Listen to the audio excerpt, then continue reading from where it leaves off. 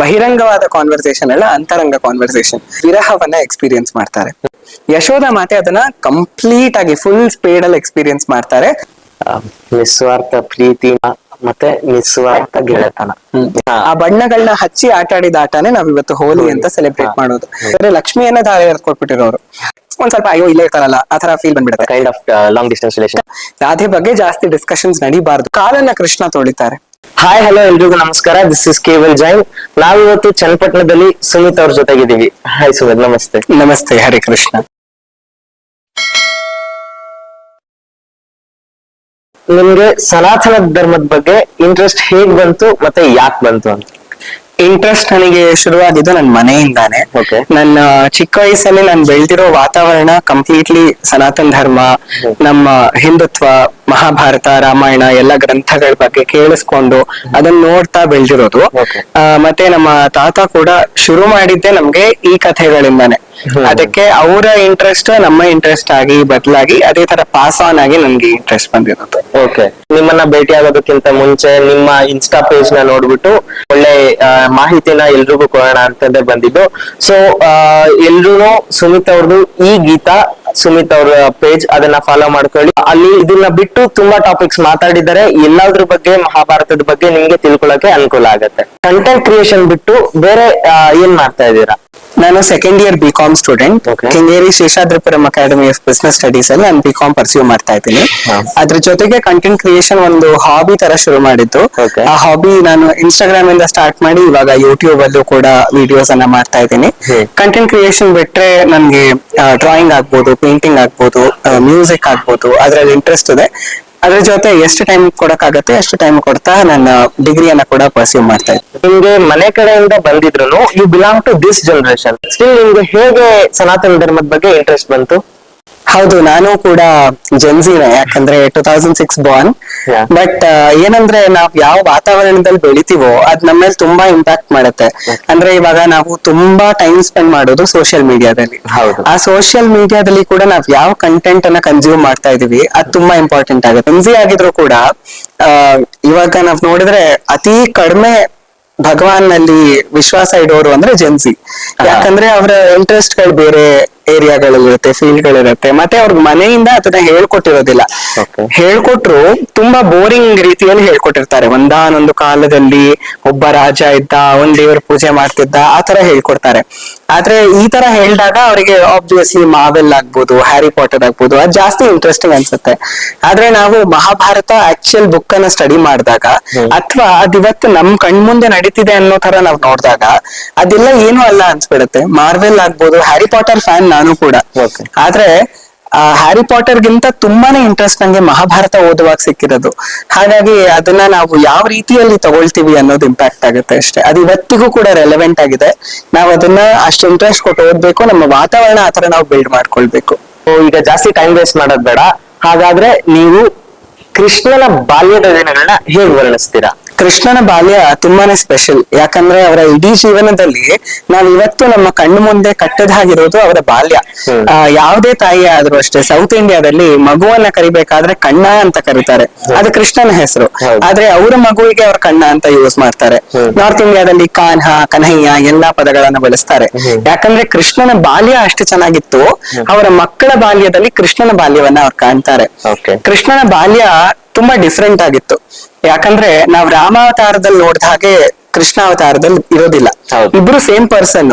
ಆದ್ರೆ ಯುಗಗಳ ಡಿಫರೆನ್ಸ್ ಇಂದ ಮತ್ತೆ ಅವತಾರ ಕಾರ್ಯಗಳಿಂದ ಇಬ್ರದ್ದು ಬಾಲ್ಯ ತುಂಬಾ ಡಿಫರೆನ್ಸ್ ಇರುತ್ತೆ. ರಾಮನ ಬಾಲ್ಯ ಕೂಡ ತುಂಬಾ ಚೆನ್ನಾಗಿತ್ತು. ಆದ್ರೆ ಕೃಷ್ಣನ ಬಾಲ್ಯದಲ್ಲಿ ಅವರೇ ಕೃಷ್ಣ ಆಗಿ ಬಂದಾಗ ಅವರಿಗೆ ಯಾವ್ದು ರಿಸ್ಟ್ರಿಕ್ಷನ್ಸ್ ಇರ್ಲಿಲ್ಲ. ಅಂದ್ರೆ ರಾಮ ಅವತಾರದಲ್ಲಿ ಅವರಿಗೆ ಒಂದು ರೆಸ್ಟ್ರಿಕ್ಷನ್ ಇತ್ತು, ರಾವಣನನ್ನ ಸಂಹಾರ ಮಾಡೋರು ಕಾಮನ್ ಮ್ಯಾನ್ ಆಗಿರ್ಬೇಕು ಅಂತ. ಹಾಗಾಗಿ ಅವರು ಆ ರಿಸ್ಟ್ರಿಕ್ಷನ್ ಅನ್ನ ಫಾಲೋ ಮಾಡ್ಬೇಕಿತ್ತು. ಆದ್ರೆ ಕೃಷ್ಣ ಅವತಾರದಲ್ಲಿ ಅದ್ ಯಾವ್ದು ರಿಸ್ಟ್ರಿಕ್ಷನ್ ಇರ್ಲಿಲ್ಲ. ಅವ್ರು ಹೇಗೆ ಪರಬ್ರಹ್ಮ ಸ್ವರೂಪಿಯಾಗಿ ಅಲ್ಲಿದ್ರು ಅದೇ ತರ ಇಲ್ಲೂ ಬಂದ್ರು. ಯಶೋಧ ಮಾತೆ ಹೇಗ್ ನೋಡಿದ್ರು ಅಂದ್ರೆ ದೇವಕಿ ಮಾತೆ ನೋಡಿದ್ದಕ್ಕೂ ಯಶೋಧ ಮಾತೆ ನೋಡಿದ್ದಕ್ಕೂ ತುಂಬಾ ಡಿಫ್ರೆನ್ಸ್ ಇದೆ.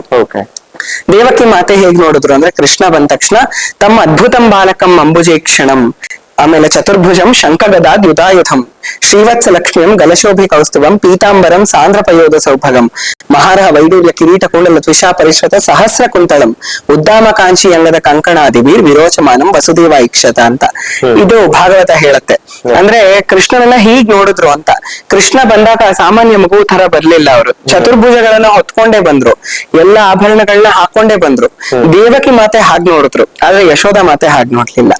ಯಶೋಧ ಮಾತೆಗೆ ಅವರು ನನ್ನ ಮಗ ಅಷ್ಟೇ. ಅವರು ಗರ್ಭ ಏನು ಪೇನ್ ಇಂದ ಮಲಗಿರ್ತಾರಲ್ವಾ, ಅವಾಗ ಹೆಣ್ಣು ಮಗುವನ್ನ ತಗೊಂಡ್ ಹೋಗ್ತಾರೆ, ಯೋಗಮಾಯನ್ನ ತಗೊಂಡ್ ಹೋಗ್ತಾರೆ, ಕೃಷ್ಣನ ರೀಪ್ಲೇಸ್ ಮಾಡ್ತಾರೆ. ಅವ್ರಿಗೆ ಅದು ಗೊತ್ತೂ ಆಗೋದಿಲ್ಲ ಮಗು ರೀಪ್ಲೇಸ್ ಆಗಿದೆ ಅಂತ. ಬೆಳಗ್ಗೆ ಎದ್ದು ನೋಡಿದ್ರೆ ಅಷ್ಟು ಆನಂದ, ಯಾಕಂದ್ರೆ ಕೃಷ್ಣನ ಸ್ವರೂಪನೇ ಆನಂದ ಸ್ವರೂಪ, ಸಚ್ಚಿದಾನಂದ ಸ್ವರೂಪ ಅಂತ ನಾವ್ ಕರಿತೀವಿ. ಆ ಆನಂದ ಸ್ವರೂಪವನ್ನ ಯಶೋಧ ಮಾತೆ ತುಂಬಾ ಚೆನ್ನಾಗಿ ಎಕ್ಸ್ಪೀರಿಯನ್ಸ್ ಮಾಡ್ತಾರೆ. ಅವರು ಸಾಂದ್ರಾನಂದಾವ ಬೋಧಾತ್ಮಕಂ ಅಂತ ಕೃಷ್ಣನ ಶ್ಲೋಕ ಶುರು ಆಗತ್ತೆ. ಅಂದ್ರೆ ಅಷ್ಟು ಸಾಂದ್ರ ಡೆನ್ಸ್ ಕಾನ್ಸಂಟ್ರೇಟೆಡ್ ಆನಂದವನ್ನ ಯಶೋಧ ಮಾತೆ ಎಕ್ಸ್ಪೀರಿಯನ್ಸ್ ಮಾಡ್ತಾರೆ. ಯಾವ ಆನಂದ ದೇವಕಿ ಮಾತೆಗೆ ಸಿಗ್ಲಿಲ್ವೋ ಅವರಿಗೆ ಅವನ್ ಪರಬ್ರಹ್ಮ ಅನ್ನೋದು ಗೊತ್ತಾಯ್ತು ಅಷ್ಟೇ, ಆದ್ರೆ ತಕ್ಷಣ ಕರ್ಕೊಂಡು ಹೊಟ್ಟೋದ್ರು. ಯಶೋಧ ಮಾತೆ ಅದನ್ನ ಕಂಪ್ಲೀಟ್ ಆಗಿ ಫುಲ್ ಸ್ಪೀಡ್ ಅಲ್ಲಿ ಎಕ್ಸ್ಪೀರಿಯನ್ಸ್ ಮಾಡ್ತಾರೆ.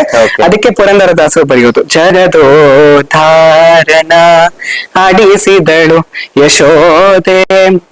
ಯಶೋದೆ ಆಡಿಸ್ತಾರೆ, ಜಗದೋದ್ಧಾರ ಅವನು, ಆದ್ರೆ ನನ್ನ ಮಗ ಅಂತ ಅವ್ರು ಆಡಿಸ್ತಾರೆ. ಅಷ್ಟು ಪ್ರೀತಿಯಿಂದ ಯಶೋಧ ಮಾತೆ ಕಾಣ್ತಾರೆ. ಮತ್ತೆ ಎಷ್ಟು ವಾತ್ಸಲ್ಯ ಇತ್ತು ಅಂದ್ರೆ ಕೃಷ್ಣ ಭಗವಂತ, ಆದ್ರೆ ಪೂತನಿಯ ಸಂಹಾರ ಆದ್ಮೇಲೆ ಭಾಗವತ ತುಂಬಾ ಅದ್ಭುತವಾಗಿ ವಿವರಣೆ ಮಾಡುತ್ತೆ. ಪೂತನಿಯ ಸಂಹಾರ ಆದ್ಮೇಲೆ ಎಲ್ಲರಿಗೂ ಭಯ. ಅಷ್ಟು ದೊಡ್ಡ ರಾಕ್ಷಸಿ, ಅವಳು ಬಂದಿದ್ದ ಸ್ವರೂಪ ನೋಡಿದ್ರೆ ಲಕ್ಷ್ಮಿನೇ ಬಂದ್ರೇನೋ ಅನ್ಕೊಳ್ಬೇಕು, ಅಷ್ಟು ಆ ತರ ಸ್ವರೂಪ ತಗೊಂಡ್ ಪೂತನಿ ಬಂದಿತ್ತು. ಆದ್ರೆ ಕೃಷ್ಣ ಅವರಿಂದ ಪ್ರಾಣ ಎಳ್ಕೊಂಡಾಗ ಅವರ ನಿಜ ಸ್ವರೂಪ ರಾಕ್ಷಸಿ ಸ್ವರೂಪ ಹೊರಗ್ ಬಂದ್ಬಿಡುತ್ತೆ. ಅಂದ್ರೆ ಕೃಷ್ಣನ್ ಮುಂದೆ ಯಾರ ಬಣ್ಣನೂ ಬಯಲಾಗದೆ ಇರಲ್ಲ ಅಂತ, ಎಲ್ಲರ ನಿಜ ಬಣ್ಣ ಬಯಲಾಗ್ಬಿಡತ್ತೆ ಅಂತ. ಹಾಗೆ ಪೂತನಿಯ ನಿಜ ಬಣ್ಣ, ಅವಳ ರಾಕ್ಷಸಿಯ ಮೈಕಟ್ಟು ಹೊರಗ್ ಬಂದಾಗ ಎಲ್ಲರಿಗೂ ಭಯ. ಕೃಷ್ಣ ಮಾತ್ರ ಅವರ ಎದೆ ಮೇಲೆ ಆರಾಮಾಗಿ ನಗ್ನಗ್ತಾ ಕೂತಿದ್ದಾನೆ. ಅವಾಗ ಯಶೋಧ ಮಾತೆ ತುಂಬಾ ಭಯ ಪಟ್ಕೊಂಡು ಎತ್ಕೊಂಡ್ ಕರ್ಕೊಂಡು ಹೋಗಿ ಗೋಮೂತ್ರದಿಂದ ಸ್ನಾನ ಮಾಡಿಸಿ ಗೋಮಯಾನ ಅವನ ದೇಹಕ್ಕೆಲ್ಲ ಇಟ್ಟು, ಕೇಶವ ನಿನ್ನ ಈ ಪಾರ್ಟ್ ಅನ್ನ ಬಚಾವ್ ಮಾಡ್ಲಿ, ನಾರಾಯಣ ನಿನ್ನ ಈ ಪಾರ್ಟ್ ಅನ್ನ ಬಚಾವ್ ಮಾಡ್ಲಿ, ಒಂದೊಂದೇ ಅಂಗಕ್ಕೆ ಅವ್ರ ಗೋಮಯ ಇಟ್ಟು ಇದೆಲ್ಲ ರಕ್ಷಣೆ ಆಗ್ಬೇಕು, ನನ್ ಮಗುಗ್ ದೃಷ್ಟಿ ಆಗ್ಬಿಟ್ಟಿದೆ ಅಂತ ದೃಷ್ಟಿ ತೆಗಿತಾರೆ. ಗೋವಿನ ಬಾಲದಲ್ಲಿ 3 ಸತಿ ಹೀಗೆ ದೃಷ್ಟಿ ತೆಗಿತಾರೆ. ಅಂದ್ರೆ ಅವರಿಗೆ ಅವನೇ ಸಾಯಿಸಿರೋದು ಅಂತ ಗೊತ್ತಿಲ್ಲ, ನಾರಾಯಣ ಕಾಪಾಡಿದ್ರು, ಅವನೇ ನಾರಾಯಣ ಅಂತಾನೂ ಗೊತ್ತಿಲ್ಲ. ಅವರ ಮಗು ಅಂತ ಅವರಿಗೆ ವಾತ್ಸಲ್ಯ, ಅಷ್ಟು ಪ್ರೀತಿ ಯಶೋಧ ಮಾತೆಗೆ. ನಂದ ಮಹಾರಾಜನಿಗೂ ಹಾಗೆ ಇತ್ತು. ಇನ್ಫ್ಯಾಕ್ಟ್ ನಂದ ಮಹಾರಾಜನಿಗೆ ಒಂದಷ್ಟು ಕಡೆ ಅವ್ರಿಗೆ ಗೊತ್ತಿತ್ತು ಇವನು ಸಾಮಾನ್ಯ ಹುಡುಗ ಅಲ್ಲ ಅಂತ. ಯಶೋಧ ಮಾತೆ ಅದನ್ನ ಒಪ್ಪಕ್ ರೆಡಿ ಇರ್ಲಿಲ್ಲ, ಅವ್ರಿಗೆ ನನ್ ಮಗ ಅಷ್ಟೇ ಅವನು ಅಂತ. ಹಾಗಾಗಿ ಇದು ಅವರ ಬಾಂಧವ್ಯ ತುಂಬಾ ಸ್ಪೆಷಲ್ ಆಗಿತ್ತು.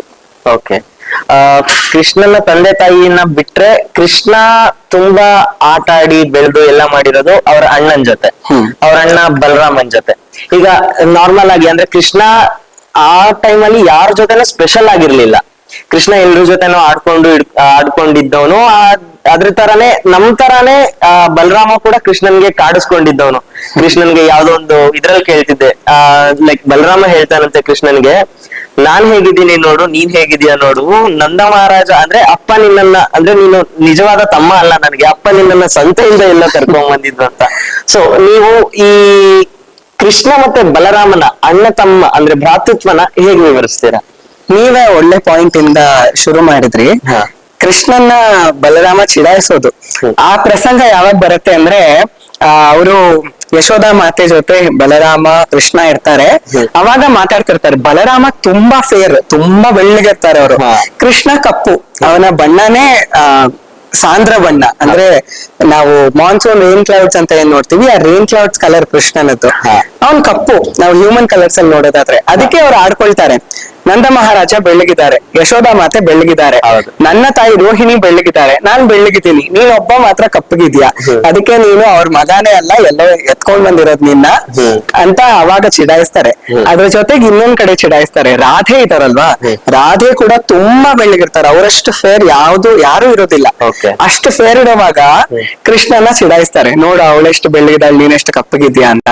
ಅವಾಗ ಅವ್ರ ತಾಯಿ ಹೇಳೋದು, ನೀನು ಚಿಂತೆ ಮಾಡ್ಬೇಡ, ಬೇಜಾರ್ ಮಾಡ್ಕೊಳ್ಬೇಡ, ಈ ದೇಹದ ಬಣ್ಣ ಅಷ್ಟೇ ಅದು ಮಗು, ಅವನು ಭಗವಂತ, ಅವನು ಭಗವದ್ಗೀತೆ ಜ್ಞಾನ ಕೊಡ್ತಾನೆ, ಅವನಿಗೆ ಭಗವದ್ಗೀತೆಯಲ್ಲಿ ಏನ್ ಜ್ಞಾನ ಇದೆಯೋ ಅದನ್ನ ಯಶೋಧ ಮಾತೆ ಕೊಟ್ಟು ಹೇಳ್ತಾರೆ, ಈ ದೇಹ ಅಷ್ಟೇ, ಆತ್ಮಕ್ಕೆ ಅದ್ಯಾವ್ದು ಬಣ್ಣ ಇಲ್ಲ ಅಂತ. ನೀವು ಅಷ್ಟೊಂದು ಬೇಜಾರಾಗಿದ್ರೆ ತಗೋ ಈ ಬಣ್ಣಗಳನ್ನ ಹೋಗಿ ರಾಧೆಗೂ ಹಚ್ಚು ಬಣ್ಣಗಳನ್ನ ಅಂತ. ಆ ಬಣ್ಣಗಳನ್ನ ಹಚ್ಚಿ ಆಟ ಆಡಿದ ಆಟನೇ ನಾವ್ ಇವತ್ತು ಹೋಲಿ ಅಂತ ಸೆಲೆಬ್ರೇಟ್ ಮಾಡೋದು. ಸೊ ಈ ತರ ಚಿಡಾಯಿಸ್ಕೊಂಡು ಅವರಿಬ್ರು ಬೆಳ್ದಿರೋದು. ಬಲರಾಮ ಹೀಗೆ ಚಿಡಾಯಿಸೋದಕ್ಕೆ ಅಥಾರಿಟಿ ಹೇಗ್ ಬರುತ್ತೆ ಅಂದ್ರೆ, ಮೂಲವಾಗಿ ಬಲರಾಮ ಯಾರು ಅಂತ ನಾವ್ ನೋಡ್ಬೇಕು. ಬಲರಾಮ ಅನಂತ, ಆದಿಶೇಷ. ಅನಂತ ಅಂತ ಅವ್ರಿಗೆ ಯಾಕೆ ಹೆಸರು ಅಂದ್ರೆ, ಅಂತ ಅಂದ್ರೆ ಎಂಡ್, ಅನಂತ ಅಂದ್ರೆ ಎಂಡ್ ಇಲ್ದೇ ಇರೋದು ಅಂತ, ಎಂಡ್ಲೆಸ್ನೆಸ್. ಭಗವಂತ ವೈಕುಂಠದಲ್ಲಿ ಶಾಂತಾಕಾರಂ ಭುಜಗ ಶಯನಂ ಪದ್ಮನಾಭಂ ಸುರೇಶಂ, ಭುಜಗದ ಮೇಲೆ ಮಲಗೋದು. ಆ ಭುಜಗ ಯಾರು ಅಂದ್ರೆ ಆದಿಶೇಷ, ಅನಂತ ಅಂತ ಆತನಿಗೆ ಹೆಸರು. ಅವನೇ ತ್ರೇತಾಯುಗದಲ್ಲಿ ಭಗವಂತ ಶ್ರೀರಾಮ ಆಗಿ ಬಂದಾಗ ಆದಿಶೇಷ ಲಕ್ಷ್ಮಣ ಸ್ವಾಮಿಯಾಗಿ ಬಂದಿತ್ತು. ಲಕ್ಷ್ಮಣ ಸ್ವಾಮಿಯಾಗಿ ಬಂದಾಗ ನಿಸ್ವಾರ್ಥ ನಿಷ್ಕಾಮ ಸೇವೆ, ತುಂಬಾ ಸೇವೆ. ಅವ್ರ ತಾಯಿ ಕೂಡ ಸುಮಿತ್ರೆ ಕೂಡ ವನವಾಸಕ್ಕೆ ಇವರೆಲ್ಲ ಹೊರಡ್ಬೇಕಾದ್ರೆ ಹೇಳ್ತಾರೆ, ಇನ್ಮೇಲಿಂದ ನಾನು ನಿನ್ನ ತಾಯಿ ಅಂತ ಅನ್ಕೊಳ್ಬೇಡ, ಸೀತೆಯೇ ನಿನ್ನ ತಾಯಿ, ಶ್ರೀರಾಮನೇ ನಿನ್ನ ತಂದೆ, ಆ ಭಾವದಿಂದ ಹೋಗಿ ಅವ್ರಿಗೆ ಸೇವೆ ಮಾಡು ಅಂತ ಅವ್ರ ತಾಯಿ ಹೇಳಿ ಕಳಿಸ್ತಾರೆ. ಆದ್ರೆ ಲಕ್ಷ್ಮಣ ಸ್ವಾಮಿ ಆ ತಾಯಿ ಹೇಳ್ದೇ ಇದ್ರು ಕೂಡ ಅಷ್ಟು ಪ್ರೀತಿಯನ್ನ, ಅಷ್ಟು ಸೌಹೃದತೆಯನ್ನ ರಾಮನ್ ಮೇಲೆ ಇಟ್ಕೊಂಡಿರ್ತಾರೆ. ಯಾವತ್ತೂ ಕೂಡ ಸೀತೆ ಇಲ್ದೆ ನಾವು ರಾಮನನ್ನ ನೋಡ್ತೀವಿ ರಾಮಾಯಣದಲ್ಲಿ, ಲಕ್ಷ್ಮಣ ಇಲ್ದೆ ರಾಮನನ್ನ ನೋಡೋದಿಲ್ಲ. ವಿಶ್ವಾಮಿತ್ರ ಮುನಿಗಳು ಕರ್ಕೊಂಡು ಹೋಗ್ಬೇಕಾದ್ರೂ ಕೂಡ ರಾಮ ಹೋಗ್ಬೇಡ ಅಂತ ಎಲ್ಲರೂ ತಡಿತಾರೆ.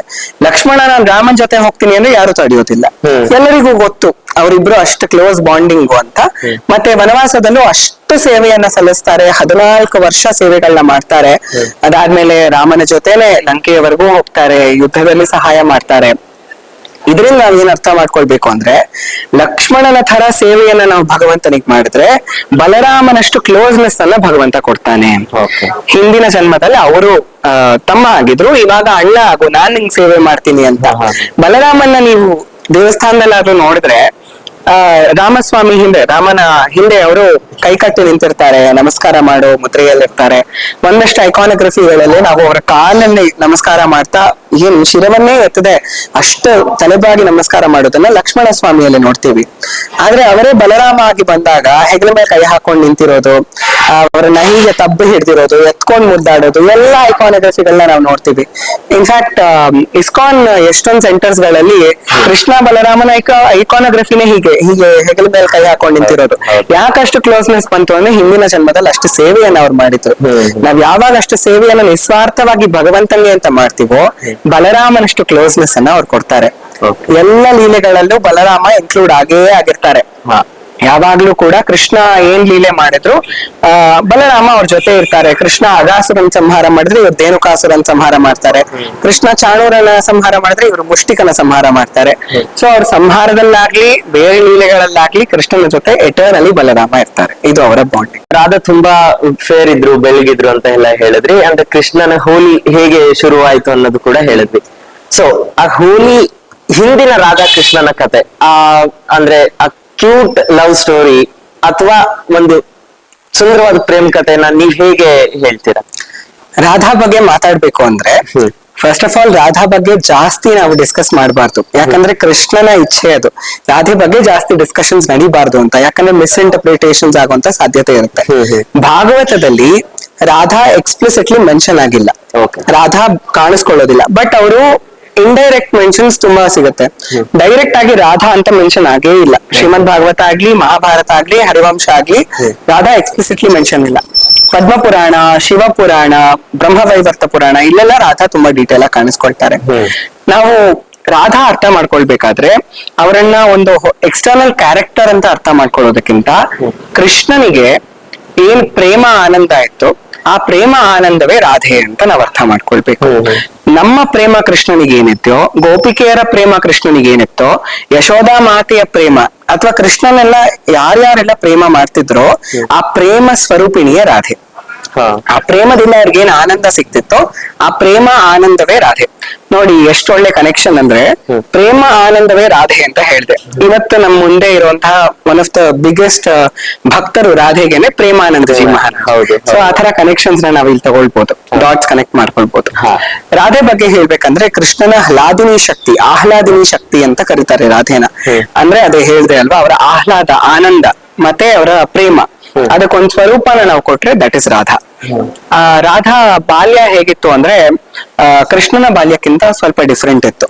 ಕೃಷ್ಣನ ಬಾಲ್ಯ ಜೈಲಲ್ಲಿ ಗರ್ಭದಿಂದ ಬರೋ ತರ ಕಾಣಿಸ್ತಾರೆ, ಅಂದ್ರೆ ಆಕ್ಚುಲ್ ಗರ್ಭವಾಸ ಕೃಷ್ಣನಿಗೆ ಅವೆಲ್ಲ ಇರೋದಿಲ್ಲ. ಜನಗಳಿಗೆ ಈ ತರ ಕಾಣಿಸ್ಲಿ ಅಂತ ಗರ್ಭವಾಸ ಇದೆ ಅನ್ನೋ ತರ ತೋರ್ತಾರೆ, ಆದ್ರೆ ಗರ್ಭವಾಸ ಅವ್ರಿಗೆ ಇರೋದಿಲ್ಲ. ಇಲ್ಲಿ ರಾಧಂಗಿ ಗರ್ಭವಾಸ ಇಲ್ಲವೇ ಇಲ್ಲ, ರೂಲ್ಡ್ ಔಟ್ ಅದು. ಯಾಕೆ ಅಂದ್ರೆ ಬರ್ಸಾನ ಹತ್ರ ಒಂದು ಜಾಗ ಇರುತ್ತೆ ರಾವಲ್ ಅಂತ. ಆ ರಾವಲ್ ಪ್ರದೇಶದಲ್ಲಿ ಒಂದು ಪಾಂಡ್ ನಲ್ಲಿ ಕಮಲದ ಒಳಗಡೆ ರಾಧೆ ಸಿಗೋದು ವೃಷಭಾನು ಕೀರ್ತಿದ ದಂಪತಿಗಳಿಗೆ. ಅವರು ಸಿಕ್ಕಾಪಟ್ಟೆ ತಪಸ್ ಮಾಡಿರ್ತಾರೆ, ಆ ತಪಸ್ಸಿಗೆ ಮೆಚ್ಚಿ ರಾಧೆ ಬರೋದು.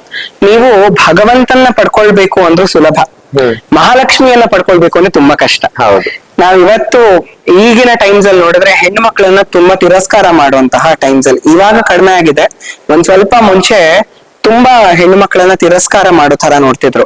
ಆದ್ರೆ ಗಂಡು ಮಗುವನ್ನ ಪಡೆಯೋದ್ರಿಂದ ಏನ್ ಪುಣ್ಯ ಸಿಗತ್ತೋ ಅದಕ್ಕೆ 10 times ಜಾಸ್ತಿ ಪುಣ್ಯ ಹೆಣ್ಮಗುವನ್ನ ಪಡ್ಕೊಂಡ್ರೆ ಸಿಗುತ್ತೆ. ಆಕೆಗೆ ಒಳ್ಳೆ ಸಂಸ್ಕಾರ ಆದ್ರೆ 10 times ಜಾಸ್ತಿ ಪುಣ್ಯ ತಂದೆ ತಾಯಿಗಳಿಗೆ ಸಿಗತ್ತೆ.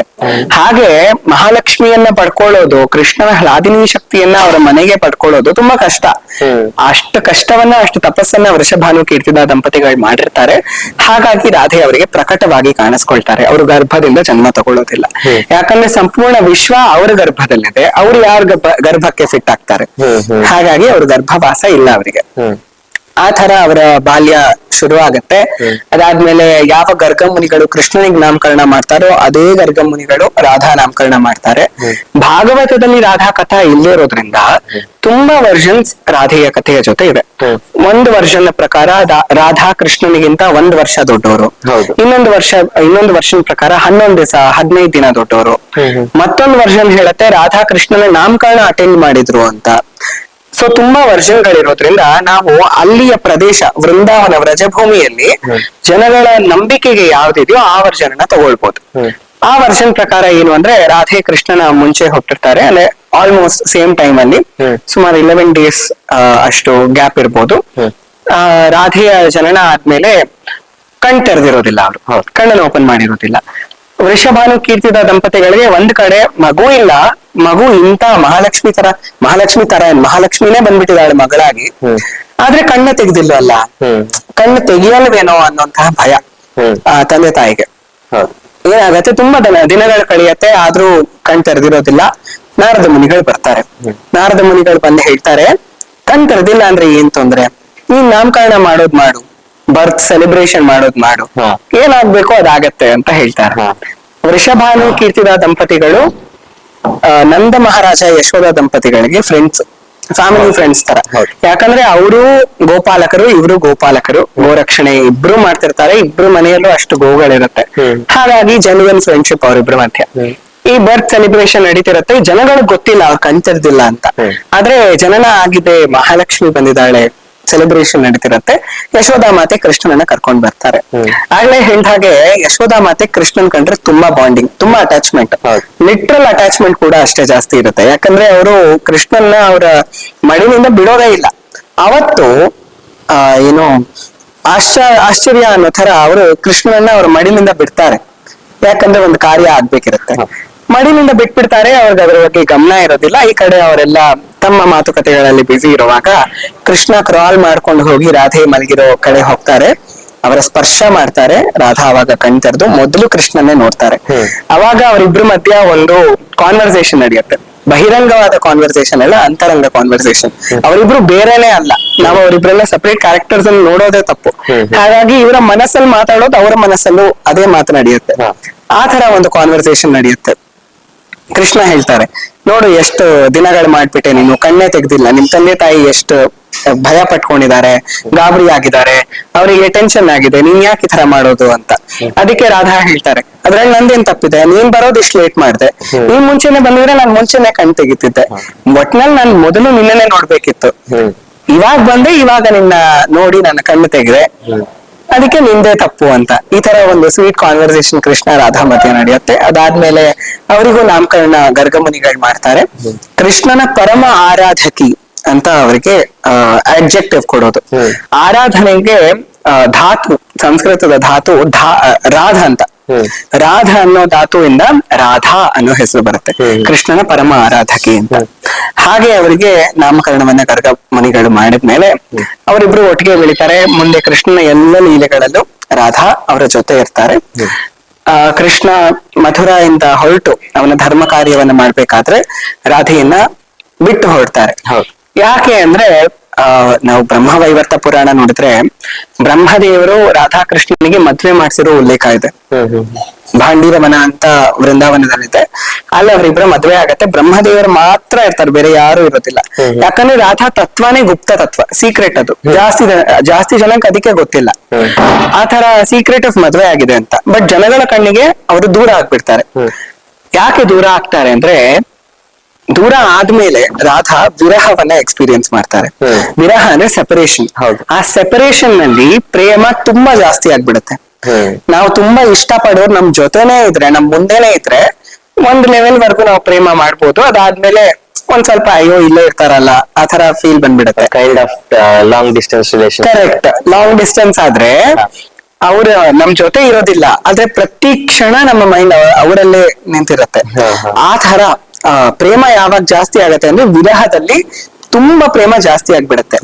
ರಾಧಾ ವಿರಹವನ್ನ ನಮ್ಮೆಲ್ರಿಗೂ ತೋರಿಸ್ಕೊಡ್ತಾರೆ. ವಿರಹನ ರಾಧೆ ಹೇಗೆ ಎಕ್ಸ್ಪೀರಿಯನ್ಸ್ ಮಾಡಿದ್ರು ಹಾಗ್ ನಾವ್ ಮಾಡಿದ್ರೆ ರಾಧಾಗ್ ಯಾವ ಪ್ರೀತಿ ಸಿಕ್ತೋ ಆ ಪ್ರೀತಿ ನಮಗೂ ಸಿಗತ್ತೆ ಅಂತ ಚೈತನ್ಯ ಮಹಾಪ್ರಭುಗಳು ತುಂಬಾ ಬ್ಯೂಟಿಫುಲ್ ಆಗಿ ಇದನ್ನ ಎಕ್ಸ್ಪ್ಲೈನ್ ಮಾಡ್ತಾರೆ.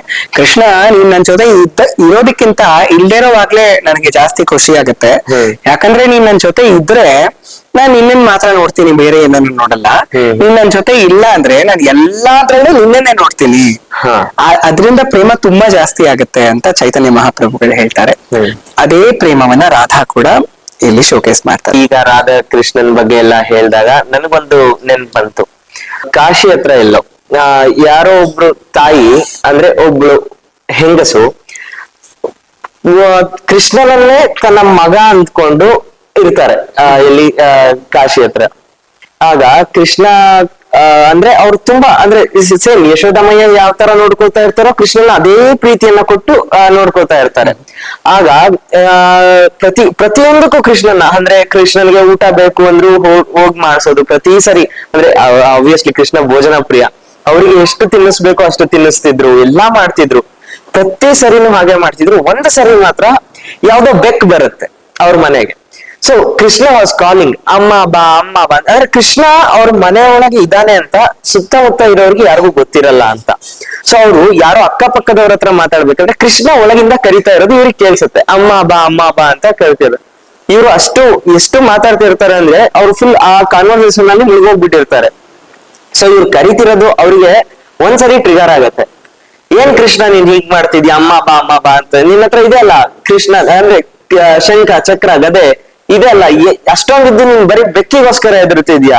ಸೊ ಆಗ ಕೃಷ್ಣ ಅವರು ಉತ್ತರಿಸ್ತಾರೆ, ನೋಡು ನೀನು ನನ್ನನ್ನ ಇಷ್ಟು ದಿನ ನಿನ್ನ ಮಗ ಅಂತ ಸಾಕ್ತಾ ಇದ್ದೆ. ಸೊ ನಾನು ನಿನ್ಗೆ ಅದೇ ತಾಯಿ ಅಂದ್ರೆ ನಿನ್ನನ್ನ ಅದೇ ತಾಯಿ ರೂಪದಲ್ಲಿ ನೋಡಿ ನಾನು ನಿನ್ಗೆ ನಿನ್ನಿಂದ ಅಷ್ಟು ಪ್ರೀತಿಯನ್ನ ಎಕ್ಸ್ಪೆಕ್ಟ್ ಮಾಡ್ತಾ ಇದ್ದೆ. ಸೊ ಈಗ ನಿನ್ಗೆ ಗೊತ್ತಾಯ್ತು ನನ್ನ ಹತ್ರ ಇಷ್ಟೆಲ್ಲ ಇದೆ ಅಂತ, ಶಂಖ ಚಕ್ರ ಗದೆ ಎಲ್ಲ ಇದೆ ಅಂತ ನಿನ್ಗೆ ಈಗ ಅನ್ನಿಸ್ತು. ಸೊ ಹಾಗಾಗಿ ನಾನು ಮುಗೀತು ಅಂದ್ರೆ ನನ್ನ ಕೆಲಸ ಇನ್ನು ನಿನ್ನ ಹತ್ರ ಇರೋದು ನನ್ನ ಕೆಲಸ ಮುಗೀತು. ಅಂದ್ರೆ ನಿನ್ನಿಂದ ಪಡೆಯಬೇಕಾದ ಅಷ್ಟು ಪ್ರೀತಿಯನ್ನ ನಾನು ಗಳಿಸಿದ್ದೇನೆ. ಸೊ ಈಗ ಹೇಗೆ ಯಶೋದಮಯ್ಯನನ್ನ ಬಿಟ್ಟು ನಾನು ನನ್ನ ಕೆಲ್ಸಕ್ಕೆ ಹೋಗ್ಬೇಕಾಗಿತ್ತು, ಹಾಗೆ ಇಲ್ಲಿ ನಿನ್ನನ್ನ ಬಿಟ್ಟು ನಾನು ನನ್ನ ಕೆಲ್ಸಕ್ಕೆ ಹೊರಡ್ಬೇಕು. ಸೊ ಇನ್ನ ಮುಗೀತು, ನಾನು ಈ ಜಾಗವನ್ನ ಖಾಲಿ ಮಾಡ್ತಾ ಇದ್ದೀನಿ ಅಂತ. ಸೊ ಕೃಷ್ಣನ ಪ್ರೀತಿ ಅಂದ್ರೆ ಕೃಷ್ಣನನ್ನ ನೀವು ಯಾವಾಗ ಯಾವ ತರ ನೋಡ್ತಿರೋ ಅದೇ ತರ ಕೃಷ್ಣ ನಿಮ್ಮ ಜೊತೆಗೆ ಇರೋಕೆ ಇಷ್ಟ ಪಡ್ತಾರೆ, ಅದೇ ತರ ಇರ್ತಾರೆ ಕೂಡ. ಸೊ ಹಾಗಾಗಿ ಈಗ ಗೆಳತನ ಅಂತ ಬಂದ್ರೆ ಕೃಷ್ಣ ಮತ್ತೆ ಸುಧಾಮ, ಕೃಷ್ಣನ ಹತ್ರ ಎಲ್ಲಾ ಇದ್ದಾಗ ಸುಧಾಮನಿಗೆ ಕೃಷ್ಣ ಎಷ್ಟು ಹೆಲ್ಪ್ ಮಾಡ್ದ, ಯಾವ ರೀತಿ ಹೆಲ್ಪ್ ಮಾಡ್ದ ಅಂತ ತುಂಬಾ ಜನಕ್ಕೆ ಗೊತ್ತು.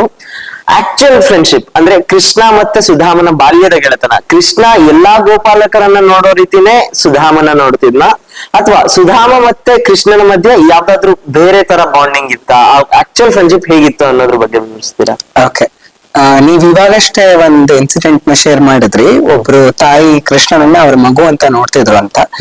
ಆ ಇನ್ಸಿಡೆಂಟ್ ನ ವಿನಯ್ ವಾರಣಾಸಿ ಅವರು ಎಕ್ಸ್ಪ್ಲೈನ್ ಮಾಡಿದ್ದಾರೆ. ಅವರೇ ತುಂಬಾ ಚೆನ್ನಾಗಿ ಹೇಳ್ತಾರೆ, ನೀವ್ ಯಾವ ರೀತಿಯಲ್ಲಿ ಯಾವ ಪರ್ಸ್ಪೆಕ್ಟಿವ್ ಇಂದ ಕೃಷ್ಣನ ನೋಡ್ತೀರಾ, ಅವ್ರ ಅದೇ ಪರ್ಸ್ಪೆಕ್ಟಿವ್ ಇಂದ ಅದೇ ಮೆಜರ್ ಅಲ್ಲಿ ನಿಮಗೆ ರೆಸ್ಪಾಂಡ್ ಮಾಡ್ತಾರೆ ಅಂತ. ಗೋಪಾಲಕರು ಹೇಗ್ ನೋಡಿದ್ರು ಕೃಷ್ಣನ್ನ, ಅದಕ್ಕಿಂತ ಒಂದ್ ಸ್ವಲ್ಪ ಡಿಫ್ರೆಂಟ್ ಆಗಿ ಸುಧಾಮ ನೋಡ್ತಾರೆ. ಮತ್ತೆ ಸುಧಾಮ ಮತ್ತೆ ಕೃಷ್ಣನ ಬಾಂಡ್ ಗೋಪಾಲಕರಿಗಿಂತ ಒಂದ್ ಸ್ವಲ್ಪ ಡಿಫ್ರೆಂಟ್ ಆಗಿರುತ್ತೆ. ಗೋಪಾಲಕರಿಗೆ ಒಂದು ಜನರಲೈಸ್ಡ್ ಬಾಂಡ್ ಇರುತ್ತೆ, ಕೃಷ್ಣ ನಮ್ಮವನು ಅನ್ನೋ ಬಾಂಡ್ ಇರುತ್ತೆ. ಆದ್ರೆ ಸುಧಾಮನ್ ಜೊತೆ ಯಾವಾಗ ಫ್ರೆಂಡ್ಶಿಪ್ ಬಿಲ್ಡ್ ಆಗೋದು ಅಂದ್ರೆ, ಕೃಷ್ಣ ಕಂಸನ ವಧೆ ಮಾಡಾದ್ಮೇಲೆ ಕೃಷ್ಣ ಬಲರಾಮ ಇಬ್ಬರಿಗೂ ಫಾರ್ಮಲ್ ಎಜುಕೇಶನ್ ಸಿಗ್ಬೇಕಿರುತ್ತೆ. ಫಾರ್ಮಲ್ ಎಜುಕೇಶನ್ ಆಗ ಅವ್ರು ಏನ್ ಮಾಡ್ತಾರೆ, ಉಜ್ಜಯಿನ್ಗೆ ಹೋಗ್ತಾರೆ. ಉಜ್ಜಯಿನ್ ಮಹಾಕಾಳೇಶ್ವರ ದೇವಸ್ಥಾನ ನಮಗೆ ಗೊತ್ತು. ಆ ಉಜ್ಜಯಿನ್ ಪ್ರದೇಶದಲ್ಲಿ, ಕ್ಷೇತ್ರದಲ್ಲಿ ಸಾಂದೀಪನಿ ಮುನಿಗಳ ಆಶ್ರಮಕ್ಕೆ ಇಬ್ರು ಹೋಗ್ತಾರೆ. ಆ ಆಶ್ರಮದಲ್ಲಿ ತುಂಬಾ ಜನ ಬ್ರಹ್ಮಚಾರಿ ವಿದ್ಯಾರ್ಥಿಗಳು ಬಂದಿರ್ತಾರೆ. ಅವರಲ್ಲೇ ಒಬ್ರು ಬ್ರಹ್ಮಚಾರಿ ಪುಟ್ಟ ಹುಡುಗ, ಕೃಷ್ಣನ ಈಜವನೇ ಸುಧಾಮ. ತುಂಬಾ ಮುದ್ದಾಗಿರ್ತಾನೆ ಸುಧಾಮ ಅಷ್ಟೇ, ಕೃಷ್ಣ ಎಷ್ಟು ಮುದ್ದಾಗಿರ್ತಾನೋ ಅಷ್ಟೇ ತುಂಬಾ ಒಂದು ಒಳ್ಳೆ ಮನಸ್ಸು ಸುಧಾಮನಿಗಿರುತ್ತೆ. ಒಳ್ಳೆ ಸೋಷಿಯಲ್ ಹುಡುಗ ಸುಧಾಮ. ನಾವ್ ಹಾಗೆ ನೋಡೋದಾದ್ರೆ, ಇವತ್ತಿನ ಕಾಂಟೆಕ್ಸ್ಟ್ ನಾವು ತರೋದಾದ್ರೆ, ಯಾವ ಹುಡುಗ ಎಲ್ಲಾರ್ಗು ಇಷ್ಟ ಆಗ್ತಾನೋ ಆ ತರ ಕ್ಯಾರೆಕ್ಟರ್ ಸುಧಾಮನದ್ದು. ತುಂಬಾ ಸ್ವೀಟ್, ಒಂಚೂರು ಅಹಂಕಾರ ಇಲ್ಲ, ಏನು ನನ್ನದು ಅನ್ನೋದಿಲ್ಲ. ಆ ತರ ಇದ್ರೇನೆ ಕೃಷ್ಣನ ಫ್ರೆಂಡ್ಶಿಪ್ ನಮಗ್ ಬಿಲ್ಡ್ ಆಗೋಕ್ ಸಾಧ್ಯ ಅಂತ ನಾವ್ ಇದ್ರಿಂದ ತಿಳ್ಕೊಳ್ಬಹುದು. ಕಬೀರ್ ದಾಸ್ ಅವ್ರು ತುಂಬಾ ಚೆನ್ನಾಗಿ ಹೇಳ್ತಾರೆ ಇದನ್ನ, ಜಬ್ ಮೈ ಥಾ ತಬ್ ಹರಿ ನಹಿ, ಅಬ್ ಹರಿ ಹೈ ಮೈ ನಾಹಿ ಅಂತ. ನಾನು ಯಾವಾಗ ಇದ್ನೋ ಅವಾಗ ಹರಿ ಇರ್ಲಿಲ್ಲ, ಇವಾಗ ಹರಿ ಇದಾನೆ ನಾನಿಲ್ಲ ಅಂತ. ಇದ್ರ ಲಿಟ್ರಲ್ ಮೀನಿಂಗ್ ಇದು. ಆದ್ರೆ ಡೀಪ್ ಫಿಲಾಸಫಿಕಲ್ ಮೀನಿಂಗ್ ಏನಂದ್ರೆ, ಜಬ್ ಮೈ ಥಾ, ನಾನು ಅನ್ನೋದು ಮಮತ್ವ ಯಾವಾಗಿತ್ತೋ ತಬ್ ಹರಿ ನಹಿ ಥಾ, ಅವಾಗ ಹರಿ ಇರ್ಲಿಲ್ಲ. ಆದ್ರೆ ಇವಾಗ ಹರಿ ಹೈ, ಹರಿ ಬಂದ್ಬಿಟ್ಟಿದಾರೆ ನನ್ನ ಜೀವನಕ್ಕೆ, ನಾನು ಅನ್ನೋ ಮಮಕಾರ ಅಹಂಕಾರ ನನ್ನಲ್ಲಿ ಇಲ್ಲ ಉಳಿದಿಲ್ಲ ಅಂತ. ಅದನ್ನ ಕಬೀರ್ ದಾಸ್ ಅವರು ಹೇಳ್ತಾರೆ. ಅದನ್ನೇ ನಾವು ಸುಧಾಮನ ಜೀವನದಿಂದನೂ ತಿಳ್ಕೊಳ್ಬಹುದು. ನವವಿಧ ಭಕ್ತಿಯಲ್ಲಿ 8ನೇ ವಿಧ ಯಾವುದು ಅಂದ್ರೆ ಸಖ್ಯಂ, ಅಂದ್ರೆ ಭಗವಂತನನ್ನ ಫ್ರೆಂಡ್ ಆಗಿ ನೋಡೋದು. ಯಾವಾಗ ಸಖ ಅಂತ ನಾವು ನೋಡ್ತೀವೋ ಅಷ್ಟು ಚೆನ್ನಾಗಿ ನಮಗೆ ಆತ ರೆಸ್ಪಾಂಡ್ ಮಾಡ್ತಾನೆ. ಇವಾಗ ನಾವು ಕೃಷ್ಣನನ್ನ ತಂದೆ ಅಂತ ನೋಡ್ಬಹುದು, ಪ್ರೇಮಿ ಅಂತ ನೋಡ್ಬಹುದು. ಏನೇ ಆದ್ರೂ ಒಂದು ಪರ್ಟಿಕ್ಯುಲರ್ ಟೈಮ್ ಅಲ್ಲಿ ಒಂದು ಇಂಟಿಮಿಡೇಷನ್ ಅನ್ನೋದು ಇರುತ್ತೆ. ನಾವು ನಮ್ಮ ತಂದೆ ತಾಯಿಗಳ ಹತ್ರನೂ ಅಷ್ಟೇ ಎಲ್ಲಾ ವಿಷಯಗಳನ್ನ ಶೇರ್ ಮಾಡ್ಕೊಳ್ಳೋದಿಕ್ಕಾಗೋದಿಲ್ಲ. ಫ್ರೆಂಡ್ಸ್ ಹತ್ರ ಮಾತ್ರ ತುಂಬಾ ಈಸಿಯಾಗಿ ಶೇರ್ ಮಾಡ್ಕೊಳ್ತೀವಿ.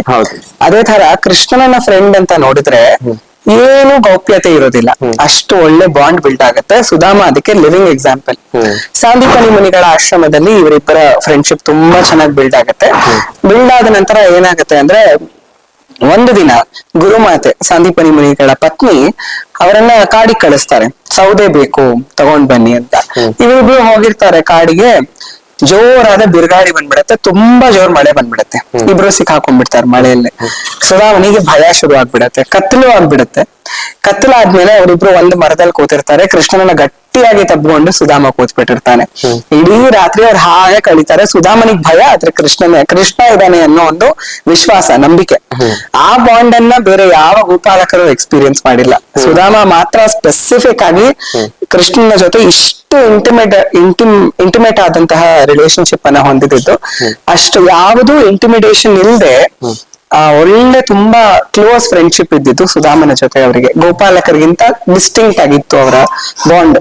ಹೀಗೆ ಅವರಿಬ್ರು ಸೌದೆ ಒಲೆಯನ್ನ ತರೋದಿಕ್ಕೆ ಇಷ್ಟೆಲ್ಲ ಕಷ್ಟಪಟ್ರು ಅಂತ ಮಾರನೇ ದಿನ ಸಂದೀಪನಿ ಮುನಿಗಳು ಹುಡ್ಕೊಂಡ್ ಬಂದು ನೋಡಿದಾಗ ಅವ್ರು ಹೇಳ್ತಾರೆ, ನೋಡಿ ಗುರುಗಳ ಮಾತಿಗೆ ನೀವು ಬೆಲೆ ಕೊಡ್ಬೇಕು ಅಂತ ಇಷ್ಟೆಲ್ಲ ಕಷ್ಟಪಟ್ಟಿದ್ದೀರಾ, ರಾತ್ರಿ ಎಲ್ಲ ಈ ಕಾಡಲ್ಲಿ ಪ್ರಾಣಿಗಳು ತುಂಬಿರೋ ಕಾಡಲ್ಲಿ ಕಳೆದಿದ್ದೀರಾ, ಆದ್ರೂ ಇಷ್ಟು ಭಯ ಇಲ್ಲದೆ ಇದ್ದೀರಾ ನೀವು, ಹಾಗಾಗಿ ಎಲ್ಲ ವಿದ್ಯೆಗಳು ನಿಮಗ್ ದಕ್ಕತ್ತೆ ಅಂತ ಅವ್ರು ಹೇಳ್ತಾರೆ. ಇದು ಏನ್ ಲೆಸನ್ ಅಂದ್ರೆ, ಇವತ್ತು ನಾವು ಕಣ್ಣಾರೆ ನೋಡ್ತಿದೀವಿ, ಟೀಚರ್ಗಳನ್ನ ಯಾವ ರೀತಿ ನೋಡ್ತಾರೋ ಆ ರೀತಿ ಖಂಡಿತವಾಗ್ಲೂ ಒಳ್ಳೇದಲ್ಲ. ಯಾಕಂದ್ರೆ ಟೀಚರ್ ಅಂದ್ರೆ ಅವ್ರು ನಮ್ಗೆ ವಿದ್ಯೆಯನ್ನ ಧಾರೆ ಎರ್ತ್ಕೊಡ್ತಿದ್ದಾರೆ ಅಂದ್ರೆ ಸಂಪೂರ್ಣ ಶರಣಾಗತಿ ಇರ್ಬೇಕು. ಗುರುಗಳಲ್ಲಿ ಶರಣಾಗತಿ ಇದ್ರೇನೆ ಭಗವಂತನನ್ನ ನಾವು ರೀಚ್ ಆಗೋಕಾಗೋದು. ಟೀಚರ್ ನಲ್ಲಿ ಶರಣಾಗತಿ ಇದ್ರೇನೆ ನಾಲೆಡ್ಜ್ ಅನ್ನು ನಾವು ಪಡ್ಕೊಳ್ಳೋದಕ್ಕಾಗೋದು. ಆ ನಾಲೆಡ್ಜ್ ಬೇಕು ಅಂದ್ರೆ ಫಸ್ಟ್ ಆ ವಿನಮ್ರತೆ, ವಿನಯ ಇರ್ಬೇಕು. ಎಷ್ಟು ಕಷ್ಟ ಅವ್ರ ಸೇವೆಯನ್ನ ಮಾಡ್ತಿದ್ರು, ಗುರುಗಳ ಸೇವೆಯನ್ನ ಗುರುಕುಲದಲ್ಲಿ. ಇವತ್ ಸೇವೆ ಬಿಟ್ಟು ಹಾಕ್ಬಿಡಿ, ಒಂದು ಜೆನ್ಯೂನ್ ರೆಸ್ಪೆಕ್ಟ್, ಎಷ್ಟು ಬೇಸಿಕ್ ಮ್ಯಾನರ್ಸ್ ಇರ್ಬೇಕು ಅದನ್ನ ಕೂಡ ನಾವು ಫಾಲೋ ಮಾಡ್ತಿಲ್ಲ. ಆದ್ರೆ ಈ ಕಥೆಯಿಂದ ನಾವು ಅದನ್ನ ತಿಳ್ಕೊಳ್ಬಹುದು. ಈ ತರ ಒಂದ್ ಇನ್ಸಿಡೆಂಟ್ ನ ಕೃಷ್ಣ ಇದನ್ನ ಯಾವಾಗ ನೆನ್ಪು ಮಾಡ್ಕೊಳ್ತಾರೆ ಅಂದ್ರೆ ಸುಧಾಮ ದ್ವಾರಕೆಗೆ ಬಂದಾಗ ನೆನ್ಪು ಮಾಡ್ಕೊಳ್ತಾರೆ. ನೆನಪು ಮಾಡ್ಕೊಂಡು ಜೋರಾಗಿ ನಕ್ಕಿ ಅವೆಲ್ಲ ಇನ್ಸಿಡೆಂಟ್ಸ್ ನಡೆಯುತ್ತೆ. ಸೊ ಇಡೀ ಅವರು ಗುರುಕುಲದಲ್ಲಿ ಕೃಷ್ಣ ಸುಧಾಮ ಒಟ್ಟಿಗೆ ಓದಿರೋದು, ತುಂಬಾ ಒಳ್ಳೆ ಫ್ರೆಂಡ್ಶಿಪ್ ಬಾಂಡ್. ಅದಾದ್ಮೇಲೆ ನಮ್ಗೆ ಗೊತ್ತಾಗೋ ಹಾಗೆ ಕೃಷ್ಣ ದ್ವಾರಕಾಧೀಶ ಆಗ್ತಾರೆ, ಸುಧಾಮ ಹಾಗೆ ಬಡ ಬ್ರಾಹ್ಮಣ ಹಾಗೆ ಉಳಿತಾರೆ. ಅವರ ಹೆಂಡತಿ ಮಕ್ಕಳಿಗೆ ಊಟ ಹಾಕೋದಿಕ್ಕೆ ಆತನಿಗೆ ಕಷ್ಟ ಆಗ್ತಿರುತ್ತೆ, ಅಷ್ಟು ಬಡತನ. ಆದ್ರೆ ಏನಾಗತ್ತೆ ಅಂದ್ರೆ ಅವ್ರ ಹೆಂಡತಿ ಒಂದ್ ಬರೀ ಹೇಳ್ತಾರೆ, ನಿಮ್ಮ ಫ್ರೆಂಡು ಅಷ್ಟ ಚಿಕ್ಕ ವಯಸ್ಸಲ್ಲಿ ಅಷ್ಟು ಕ್ಲೋಸ್ ಫ್ರೆಂಡ್ ನಿಮಗ್ ಕೃಷ್ಣ ಲಕ್ಷ್ಮೀಪತಿ, ಲಕ್ಷ್ಮಿ ಅವನಿಗೆ ಕೊರತೆನೇ ಇಲ್ಲ, ಅವನೇ ಲಕ್ಷ್ಮಿಗೆ ಸೋರ್ಸು. ಹಾಗಿದ್ಮೇಲೆ ನೀವು ಯಾಕೆ ನಿಮ್ಮ ಫ್ರೆಂಡ್ ಅನ್ನ ಸಹಾಯ ಕೇಳಕ್ಕೆ ಹೋಗ್ಬಾರ್ದು ದ್ವಾರಕೆಗೆ ಅಂತ. ಅವಾಗ ಸುಧಾಮ ಹೇಳ್ತಾನೆ, ಒಳ್ಳೆ ಐಡಿಯಾ ಕೊಟ್ಟೆ, ಆದ್ರೆ ನೀನ್ ಐಡಿಯಾ ಒಂದ್ ಸ್ವಲ್ಪ ನಾನು ರೆಕ್ಟಿಫೈ ಮಾಡ್ಕೊಳ್ತೀನಿ. ಏನಂದ್ರೆ ಕೃಷ್ಣನ ನೋಡಕ್ ಖಂಡಿತವಾಗ್ಲೂ ಹೋಗ್ತೀನಿ, ಯಾಕಂದ್ರೆ ಗುರುಕುಲ ಆದ್ಮೇಲೆ ಅವಿಬ್ರು ಮೀಟೇ ಮಾಡಿಲ್ಲ. ಅವನ್ನ ನೋಡಕ್ಕೆ ನನ್ನ ಕಣ್ಣುಗಳು ಕಾಯ್ತಾ ಇದೆ, ಅದಕ್ಕೋಸ್ಕರ ನಾನು ಹೋಗ್ತೀನಿ, ಹೆಲ್ಪ್ ಕೇಳೋದಕ್ಕೋಸ್ಕರ ಹೋಗಲ್ಲ ಅಂತ. ಅಷ್ಟು ನಿಸ್ವಾರ್ಥ ಫ್ರೆಂಡ್ಶಿಪ್ ಸುಧಾಮನದ್ದು. ಹೋಗ್ಬೇಕಾದ್ರೆ ಏನಾದ್ರು ತಗೊಂಡ್ ಹೋಗ್ಬೇಕಲ್ಲ ಫ್ರೆಂಡ್ ಮನೆಗೆ, ಅವ್ನ್ ದ್ವಾರಕಾಧೀಶ, ಅವ್ನ್ಗೇನ್ ಕೊಡೋದಿಕ್ಕಾಗತ್ತೆ. ಅವಾಗ ಏನ್ ಮಾಡ್ತಾರೆ, ಅವ್ರ ಹೆಂಡತಿ ಹೇಳ್ತಾರೆ, ಇರಿ ಅವಲಕ್ಕಿ ತಗೊಂಡ್ ಬರ್ತೀನಿ ಅಂತ. ಮನೆಯಲ್ಲಿ ಅವಲಕ್ಕಿ ಕೂಡ ಇರೋದಿಲ್ಲ, ಪಕ್ಕದ ಮನೆಯವ್ರ ಹತ್ರ ಅವಲಕ್ಕಿ ಇಸ್ಕೊಂಡು 2 ಮುಷ್ಟಿ ಅವಲಕ್ಕಿಯನ್ನ ತಂದ್ಕೊಡ್ತಾರೆ. ಒಂದು ಬಟ್ಟೆಯಲ್ಲಿ ಸುತ್ತಿ ಸುಧಾಮನ್ ಜೊತೆ ಕಳಿಸ್ತಾರೆ. ಸುಧಾಮ ಬರ್ತಾರೆ ದ್ವಾರಕೆಗೆ ಬಂದಾಗ ಕೃಷ್ಣ ಅವರ ಹಾಸಿಗೆ ಮೇಲೆ ಕೂತಿರ್ತಾರೆ, ರುಕ್ಮಿಣಿ ದೇವಿ ಇರ್ತಾಳೆ, ಸತ್ಯಭಾಮೆ ದೇವಿ ಇರ್ತಾರೆ. ಅವಾಗ ಕೃಷ್ಣನಿಗೆ ಕಾಣಿಸ್ತಾರೆ ಅಷ್ಟೇ ಸುಧಾಮ ಬರ್ತಿದ್ದಾರೆ ಅಂತ. ಬರೀಗಾಲಲ್ಲಿ ಓಡ್ ಹೋಗ್ತಾರೆ ಕೃಷ್ಣ ಸುಧಾಮನನ್ನ ರಿಸೀವ್ ಮಾಡ್ಕೊಳ್ಳೋದಕ್ಕೆ. ಓಡ್ ಹೋಗಿ ಅಪ್ಪಿಕೊಂಡು ಇಬ್ರು ಕಣ್ಣೀರು ಸುರಿಸಿ ಸುಧಾಮನನ್ನ ಕರ್ಕೊಂಡ್ ಬಂದು ಅವರ ಆ ರಾಜ ಪೀಠದ ಮೇಲೆ ಕೂಡಿಸಿ ಸುಧಾಮನ ಕಾಲನ್ನ ಕೃಷ್ಣ ತೊಳಿತಾರೆ. ತೊಳೆದು ಅದೇ ನೀರನ್ನ ಪ್ರೋಕ್ಷಿಸ್ಕೊಂಡು, ಆತ ಬ್ರಾಹ್ಮಣ ಅನ್ನೋದು ಒಂದು, ಆದ್ರೆ ನೀವು ಕೃಷ್ಣನನ್ನ ಸಖ ಮಾಡ್ಕೊಂಡ್ರೆ ಇಷ್ಟು ರೆಸ್ಪೆಕ್ಟ್ ಅನ್ನ ಕೃಷ್ಣ ಕೊಡ್ತಾನೆ ಅಂತ. ಬೇರೆ ಯಾವ ಸಖ ಕೂಡ ನಮ್ಗೆ ಈ ಜಗತ್ತಲ್ಲಿ, ಕೆಟ್ಟದನ್ನ ಕಲ್ಸೋದಿಕ್ ತುಂಬಾ ಜನ ಫ್ರೆಂಡ್ಸ್ ಇರ್ತಾರೆ, ಒಳ್ಳೇದನ್ನ ಕಲ್ಸೋ ಫ್ರೆಂಡ್ಸ್ ತುಂಬಾ ಕಡಿಮೆ. ಅದಕ್ಕೆ ಫ್ರೆಂಡ್ ಇದ್ರೆ ಕೃಷ್ಣನ್ ತರ ಇರ್ಬೇಕು ಅಂತ ಹೇಳೋದು. ಯಾರು ಆತರ ಇಲ್ಲ ಅಂದ್ರೆ ಕೃಷ್ಣನನ್ನ ನಮ್ಮ ಬೆಸ್ಟ್ ಫ್ರೆಂಡ್ ಮಾಡ್ಕೊಳ್ಬೇಕು. ಬೆಸ್ಟ್ ಫ್ರೆಂಡ್ ಮಾಡ್ಕೊಂಡ್ರೆ ಏನಾಗತ್ತೆ ಅಂತ ಸುಧಾಮನ ಎಕ್ಸಾಂಪಲ್ ಇಲ್ಲಿ. ಮಾರನೇ ದಿನ ವಾಪಸ್ ಹೋಗ್ಬೇಕಾದ್ರೆ, ಅಂದ್ರೆ ಇದುವರೆಗೂ ಸುಧಾಮ ಕೇಳಿಲ್ಲ ಅವ್ರು ಯಾಕೆ ಬಂದಿರೋದು ಅಂತ. ಅವ್ರಿಗೆ ಅವಶ್ಯಕತೆ ಇದೆ, ಆದ್ರೆ ಅವಶ್ಯಕತೆಯನ್ನ ಅವ್ರು ಬಾಯ್ಬಿಟ್ಟು ಕೇಳೇ ಇಲ್ಲ. ಅವಾಗ ಕೃಷ್ಣ ಕೇಳ್ತಾರೆ, ಏನ್ ತಂದಿದ್ಯಾ ನನಗೋಸ್ಕರ, ನೀನು ಬರೀ ಕೈ ಬಂದಿರೋದಿಲ್ವಲ್ಲ ಅಂತ. ಸುಧಾಮ ಹೆಸಿಟೇಟ್ ಮಾಡ್ಕೊಳ್ತಾರೆ, ಅಯ್ಯೋ ಇವನ ಹತ್ರ ಇಷ್ಟ ವೈಭೋಗ ಇದೆ, ನಾನು ಏನ್ ಅವಲಕ್ಕಿ ಕೊಡೋದು ಇವನ್ಗೆ. ಕೃಷ್ಣನ್ಗೆ ಕಾಣಿಸತ್ತದು ಅವಲಕ್ಕಿ, ಅಂದ್ರೆ ಕೃಷ್ಣನಿಂದ ಏನು ಮುಚ್ಚಿಡೋದಕ್ ಸಾಧ್ಯ ಇಲ್ಲ. ಅವ್ರು ನೋಡ್ತಾರೆ, ಬಲವಂತವಾಗಿ ಕಿತ್ಕೊಂಡು ಒಂದು ಮುಷ್ಟಿ ತಗೊಂಡ್ ತಿಂತಾರೆ. 2ನೇ ಮುಷ್ಟಿ ತಿನ್ನುವಾಗ ರುಕ್ಮಿಣಿ ಮಾತೆ ತಡೆದು ಬಿಡ್ತಾರೆ, ಬೇಡ ಅಂತ. ಆಮೇಲೆ ಇದೆಲ್ಲ ನಡೆಯುತ್ತೆ. ವಾಪಸ್ ಸುಧಾಮ ಹೊರಡ್ತಾರೆ. ವಾಪಸ್ ಹೋಗುವಾಗ ಅನ್ಕೊಳ್ತಾರೆ, ನಾನು ಕೃಷ್ಣನ ಏನು ಕೇಳಲೇ ಇಲ್ವಲ್ಲ, ಅವನ ಹತ್ರ ಏನು ಇಸ್ಕೊಳ್ಳೇ ಇಲ್ವಲ್ಲ ಅಂತ. 1 ಸೆಕೆಂಡ್ ಅವ್ರಿಗೆ ಮೈಂಡ್ ಸ್ಟ್ರೈಕ್ ಆಗುತ್ತೆ, ಏನ್ ಕೇಳೋದು, ಜಗತ್ಪತಿ ಅವನು ನನ್ ಕಾಲ್ ತೊಳ್ದ, ಅಷ್ಟು ಸತ್ಕಾರ ಮಾಡ್ದ, ಅವನ ಪ್ರೇಮದಿಂದ ಆಲಿಂಗನ ಮಾಡ್ದ, ಆಲಿಂಗನಕ್ಕಿಂತ ನಾನು ಇನ್ನೇನ್ ಕೇಳೋದಕ್ ಸಾಧ್ಯ, ನನಗ್ ಕೃಷ್ಣ ಸಿಕ್ಕಿದ್ಮೇಲೆ ಇನ್ನೇನ್ ಬೇಕು ಅಂತ ಆ ಖುಷಿಯಿಂದಾನೇ ಹೋಗ್ತಾರೆ. ಒಂಚೂರು ರಿಗ್ರೆಟ್ಸ್ ಇರೋದಿಲ್ಲ. ಕೃಷ್ಣ ಏನೋ ಕೊಡ್ಲಿಲ್ಲ ಅಂತ ಬೇಜಾರು ಮಾಡ್ಕೊಳ್ಳೋದಿಲ್ಲ. ಹೋಗ್ ನೋಡಿದ್ರೆ ಸಂಪೂರ್ಣ ಅವ್ರದ್ದು ಒಂದು ಮನೆ ಗುಡಿಸಲು ಅರಮನೆ ಆಗ್ಬಿಟ್ಟಿರತ್ತೆ. ಒಂದೊಂದು ಕಂಬ ಕೂಡ ರತ್ನಗಳಿಂದ ತುಂಬ ಹೋಗಿರುತ್ತೆ. ಅವರ ಹೆಂಡತಿ ಮಕ್ಕಳು ಎಲ್ಲ ವಜ್ರ ವೈಡೂರ್ಯಗಳನ್ನ ಹಾಕೊಂಡು ಮಿಣಮಿಣ ಅಂತ ಹೊಡಿತಾ ಇರ್ತಾರೆ. ಅವ್ರಿಗೆ ಯಾವಾಗ ಗೊತ್ತಾಗತ್ತೆ ಇದು ಕೃಷ್ಣನ ಲೀಲೆ ಅಂತ. ಒಂದು ಮುಷ್ಟಿ ಅವಲಕ್ಕಿಯನ್ನು ತಿಂದು ಇಷ್ಟು ಐಶ್ವರ್ಯವನ್ನ ಅವ್ರಿಗೆ ಕೊಟ್ಬಿಡ್ತಾರೆ. 2ನೇ ಮುಷ್ಟಿಯನ್ನು ತಿನ್ಬಿಟ್ಟಿದ್ದಾರೆ, ಲಕ್ಷ್ಮಿಯನ್ನ ಧಾರೆ ಎರ್ದ್ ಕೊಟ್ಬಿಟ್ಟಿರೋರು. ಹಾಗಾಗಿ ರುಕ್ಮಿಣಿ ಮಾತೆ ನಾನೇ ಲಕ್ಷ್ಮಿ ಧಾರೆ ಎರ್ದ್ ಕೊಡ್ಬೇಡ ಅಂತ ತಡೆಯೋದು. ಅದಾದ್ಮೇಲೆ ಅವ್ರು ಇವಾಗ ಮನೆಗ್ ಬಂದ್ ನೋಡಿದಾಗ ಅವ್ರಿಗೆ ಗೊತ್ತಾಗತ್ತೆ ಇಷ್ಟೆಲ್ಲ ಇದು ಅಂತ.